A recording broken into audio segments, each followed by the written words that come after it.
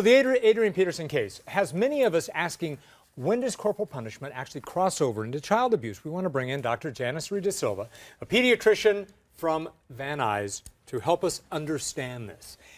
And this is one of the toughest things as a doctor that you probably have to deal with when wondering what you've got before you, right? Yes, absolutely.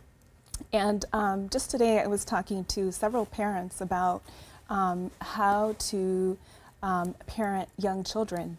And absolutely, I do not believe in corporal punishment. No spanking at all? No spanking at all. That's my personal belief. And when you're looking at, today I was talking to parents of children less than 1, and I was explaining that children less than 1 in infancy, they cannot understand any form of punishment. No. They can't understand if you explain something verbally. They cannot understand corporal punishment either. So spanking or saying no, they're not going to get it.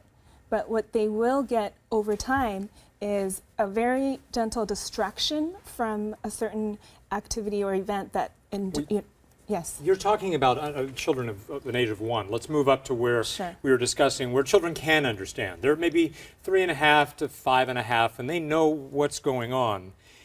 And maybe there are parents who have a different philosophy than you do, and they do believe in spanking. What do you do then? So if they do believe in spanking, spanking that crosses the line is spanking that leaves bruises and marks, and potentially that can cause fractures if the parent holds them a certain way, you know, bruising in different stages or injuries in different stages. That's crossing the line. As we saw in the Adrian Peterson case, there was a photograph and you see the boy had marks and you could see there were break marks in the skin. In your opinion, I mean, again, knowing how you feel about spanking in general, but that photo right there, does that cross the line?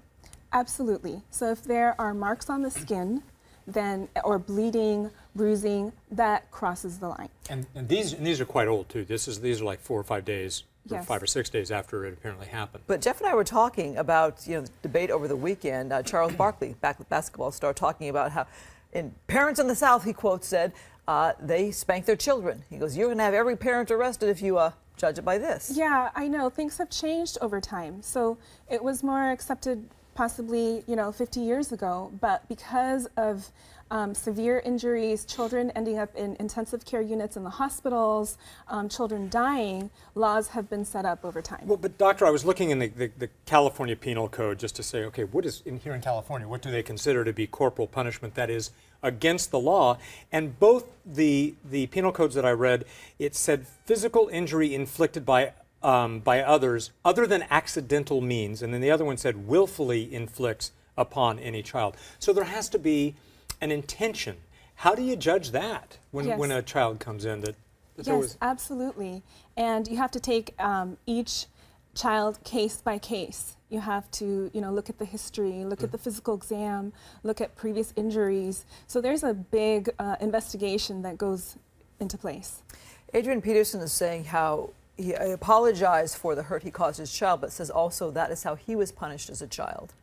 That brings up a fabulous point that when a person experiences corporal punishment in childhood, that the parent's goal is to correct a behavior or change a behavior. But what truly happens is that the child repeatedly reacts in a similar format. They don't really achieve that goal. And another thing that happens is that they learn that that's something that they will repeatedly do again to their children, to their friends and family. So corporate punishment actually teaches corporate punishment.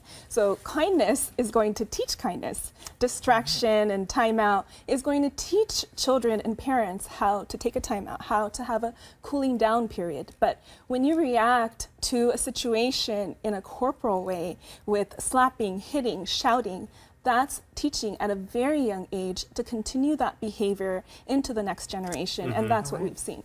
Dr. Janesri Desilva. Doctor, thanks very much. Yeah, thank you. Parents need